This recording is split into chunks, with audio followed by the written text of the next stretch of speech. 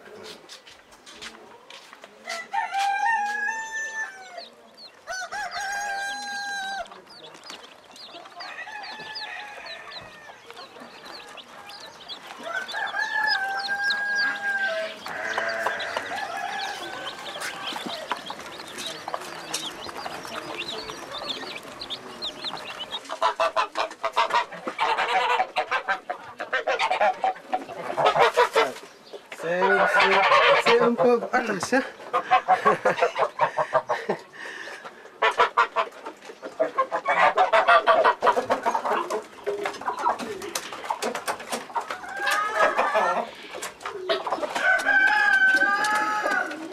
Moi, l'élevage chez moi, c'est quelque chose d'inné. Mon père, son père à lui, tous ont été des éleveurs. Tous ont été des éleveurs. Partout où j'ai habité, j'ai toujours aménagé un petit coin pour faire un petit élevage.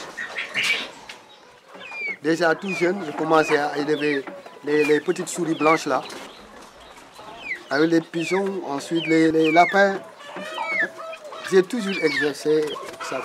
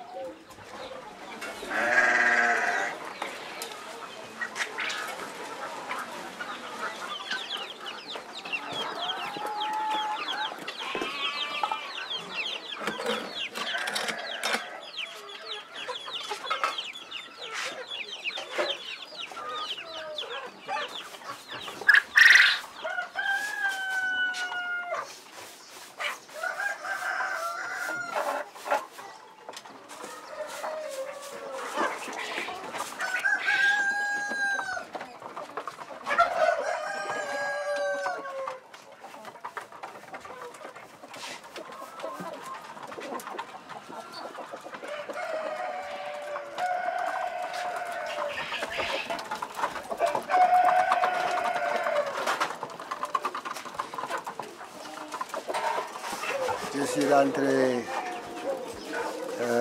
dans l'imprimerie à l'âge de 17 ans, c'était en 59. J'ai fait ma formation à l'imprimerie officielle de Saint-Louis. Ensuite, j'ai quitté pour aller à la grande imprimerie africaine après l'obtention de mon diplôme. J'ai exercé pendant 2 ans à la grande imprimerie africaine. Ensuite, j'ai quitté pour aller à la sénégalaise, à l'imprimerie sénégalaise où j'ai fait 18 ans.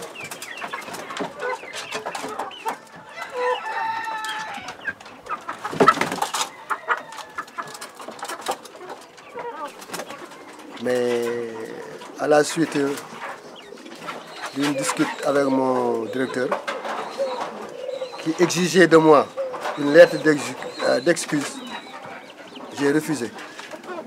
J'ai préféré claquer les portes et rentrer tout seul. C'est comme ça que je suis revenu à Saint-Louis en 1982. Alors, j'ai juré de ne plus travailler pour personne le reste de ma vie.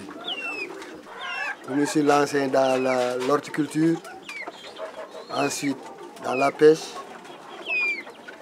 Cumulativement, je faisais la pêche, l'horticulture et l'élevage à petit échelon, quoi.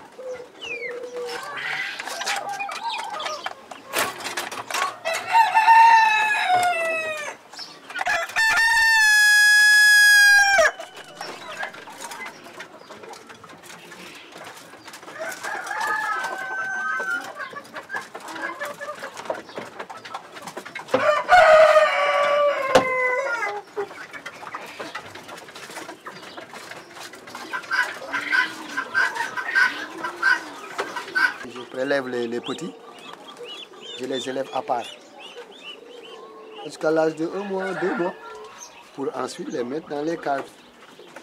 Pendant tout ce temps-là, ils n'ont pas de contact avec l'extérieur. Donc, ça les sauve de certaines maladies déjà. Si je pouvais revenir un peu plus jeune, alors là, je ferais vraiment quelque chose de sublime.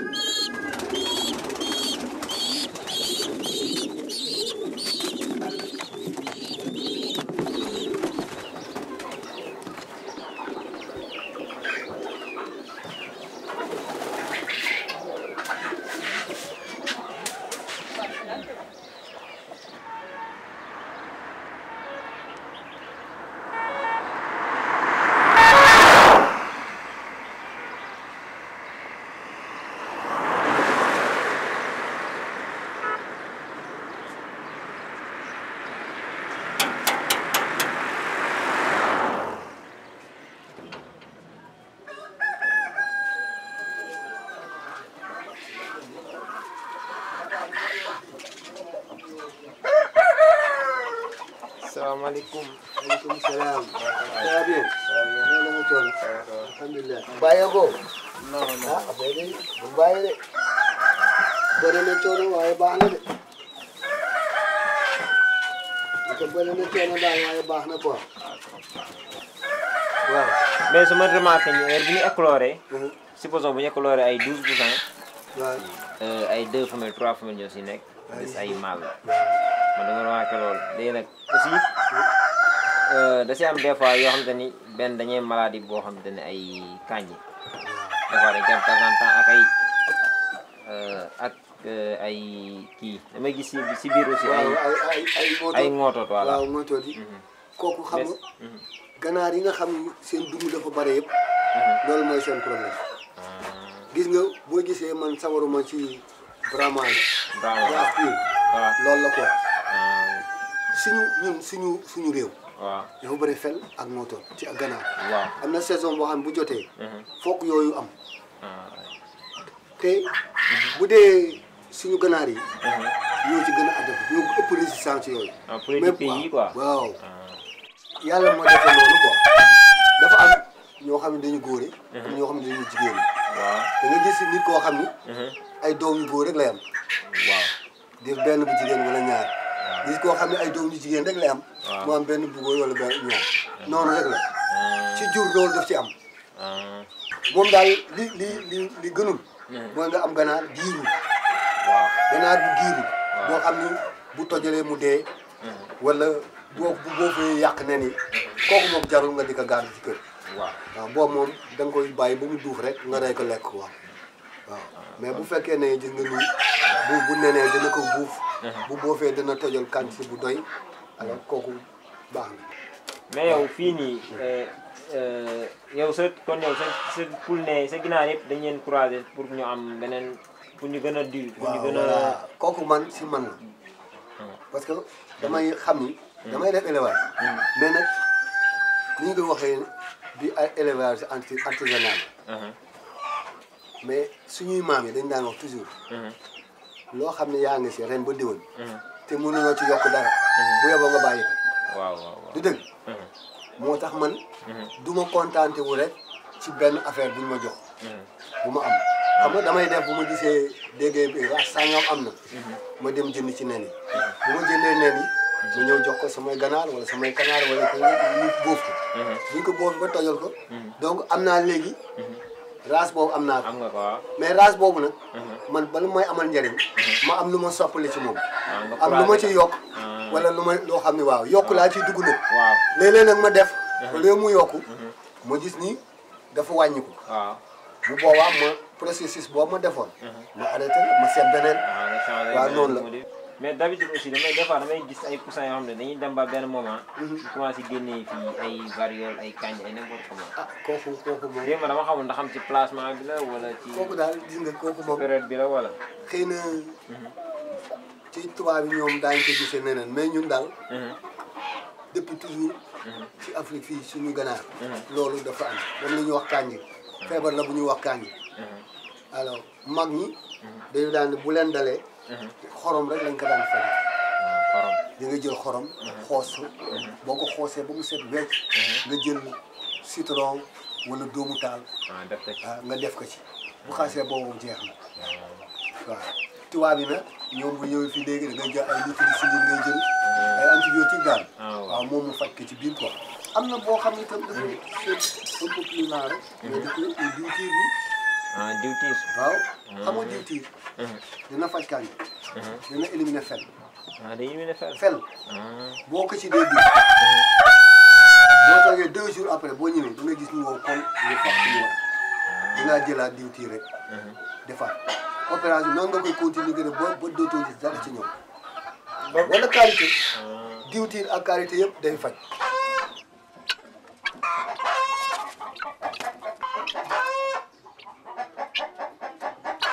ñoom dañuy def élevage business. ak ñoom dañuy def élevage. élevage business. waaw. boo ko defee boo ko buggee ndax si ci sa xol. yëpp mën na la ci fekk nag après. moom maa ngi koy sant yàlla.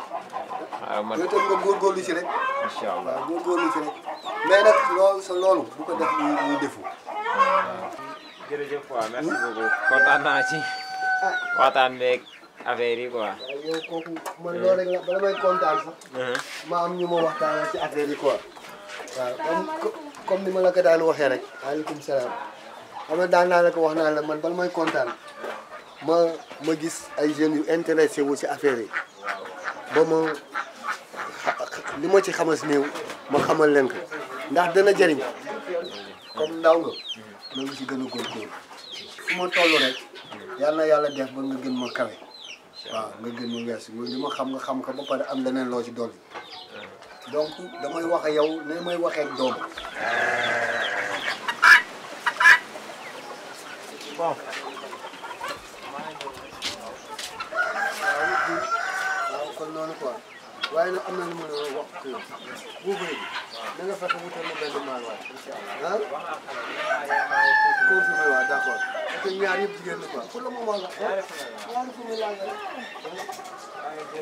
ok Ndiaye waay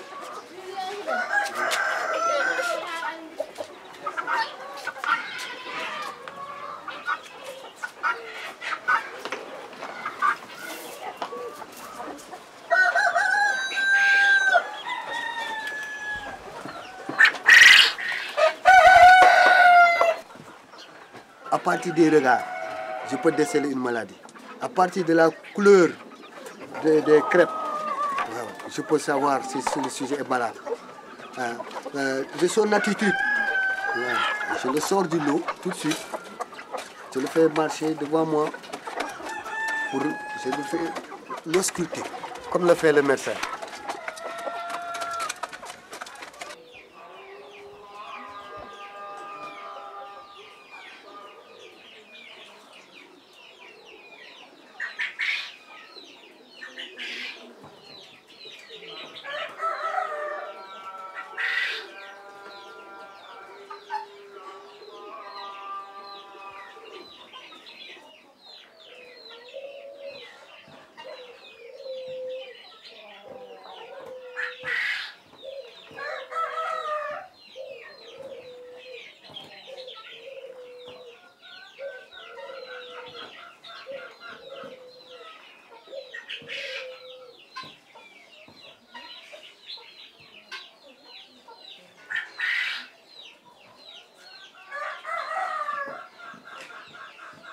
C'était en 63. J'avais 21 ans à peine. L'autre, j'avais 40 ans. Ça, c'est la coupe de ma maman.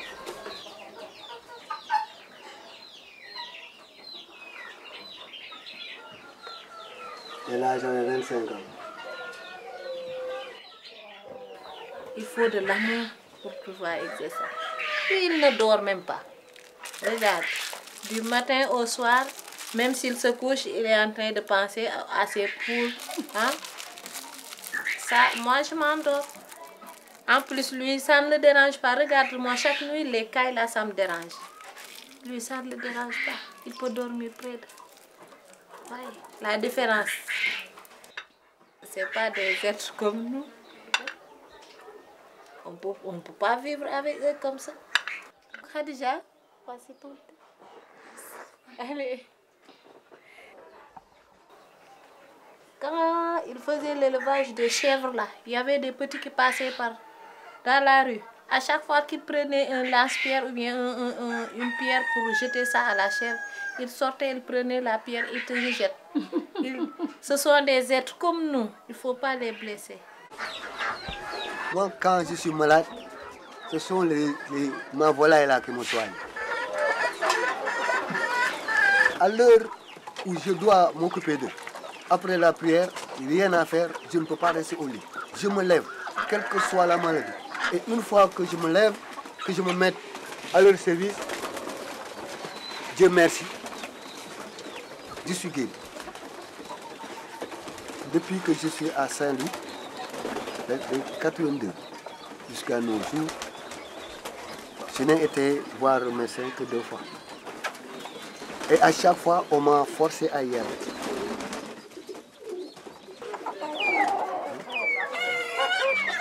Hein? Coca, non?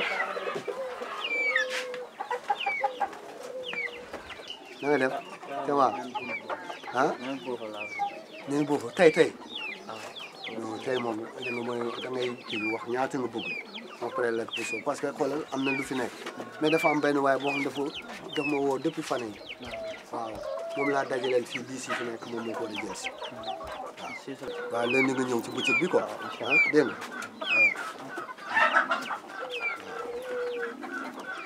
maam Fari maam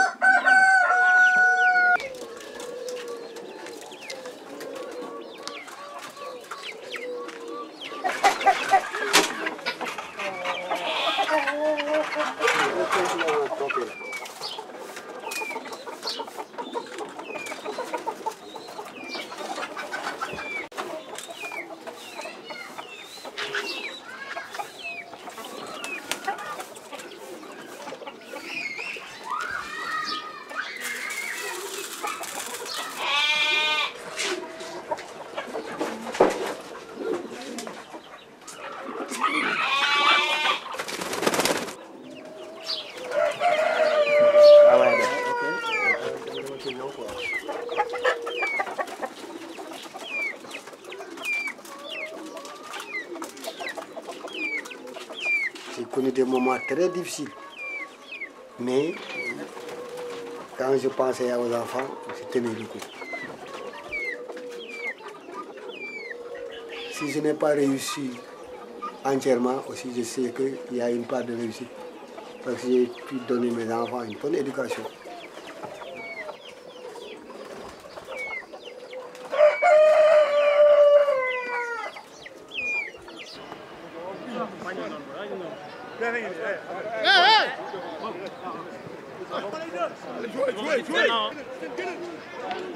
La Coupe de France, c'est aujourd'hui la finale.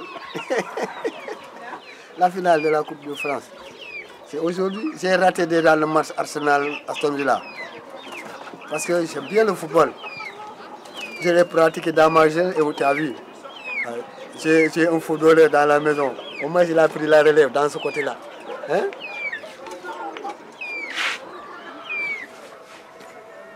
Je me suis fâché contre lui pendant des années pour l'obliger à revenir sur sa décision. Mais comme il tenait toujours, je me suis dit, bah, pourquoi pas l'encourager. Maintenant, j'ai pris pour qu'il réussisse.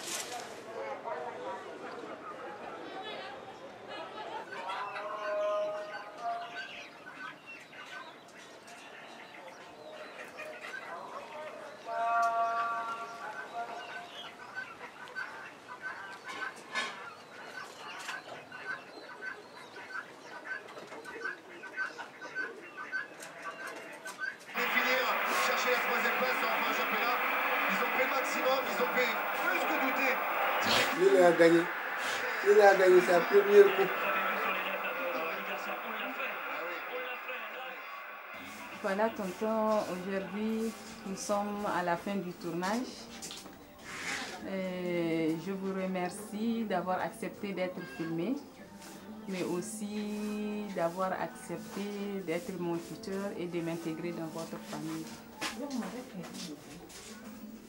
Ça, pour nous, c'est essentiel. Vous savez, comme j'ai l'habitude de le dire, nous sommes d'abord des Africains. En Afrique, on est chez soi, partout où on va. Et de surcroît encore, quand on est musulman, nous, notre religion nous oblige à accepter les étrangers. Ils tiennent un grand rôle dans notre vie. On a nos enfants dehors. On les a accueillis dans d'autres maisons. C'est des étudiants, comme vous d'abord. J'espère aussi qu'ils seront de même dans d'autres domaines. De plus, une sympathie est née. Ça m'a vraiment permis de faire de toi comme ma fille. Voilà. Pas déjà. En tout cas, tout le plaisir est pour nous. Voilà.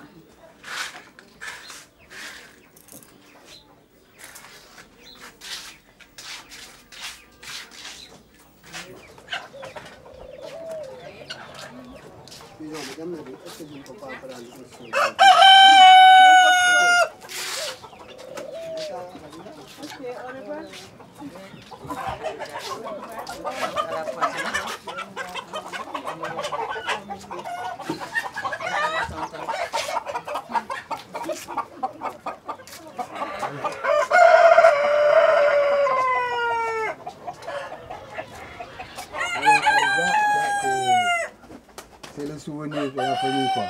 Merci beaucoup. Alors, il faudra y veiller. Ça vous rappellera toujours la famille de Fall, la famille Fall. C'est la deuxième famille. Merci. De toute façon, la porte est grandement ouverte pour toi. Merci Et beaucoup. tous ceux qui vous accompagneront aussi seront les bienvenus. Merci beaucoup. Ici, dites-vous que c'est votre deuxième maison, deuxième famille. Ah, Khady, ça va bien. Donc.